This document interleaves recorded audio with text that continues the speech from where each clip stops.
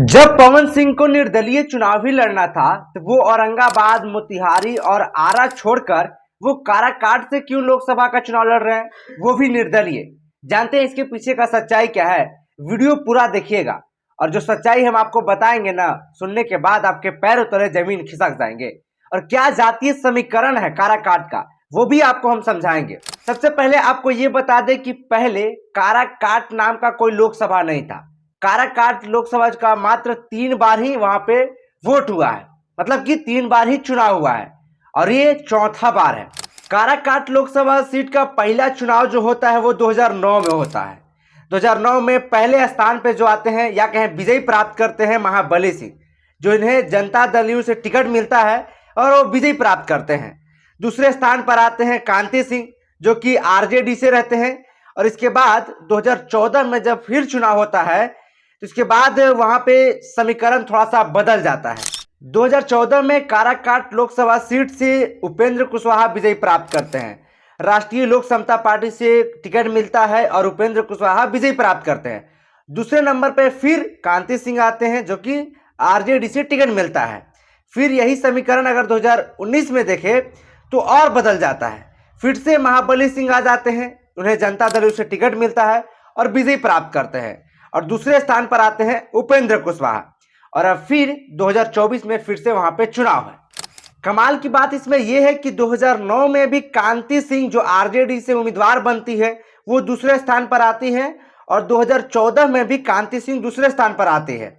और अब देखना यह होगा कि 2024 में क्या होने वाला। अब आपको ये जानना जरूरी होगा कि आखिर पवन सिंह ने काराकाट ही क्यों चुना। अगर उन्हें निर्दलीय चुनाव लड़ना था तो औरंगाबाद या फिर मोतिहारी या फिर वो अपने आरा, ये तीनों जगह पे चुनाव लड़ सकते थे, लेकिन यहां पर छोड़कर वो निर्दलीय चुनाव लड़ने का ऐलान किए काराकाट से। अब इसके पीछे का समझिए आप समीकरण। देखिए, उपेंद्र कुशवाहा बीजेपी के साथ में भी है, ना कि बीजेपी ज्वाइन कर ली है, तो वो कभी भी बीजेपी का साथ छोड़ सकते हैं।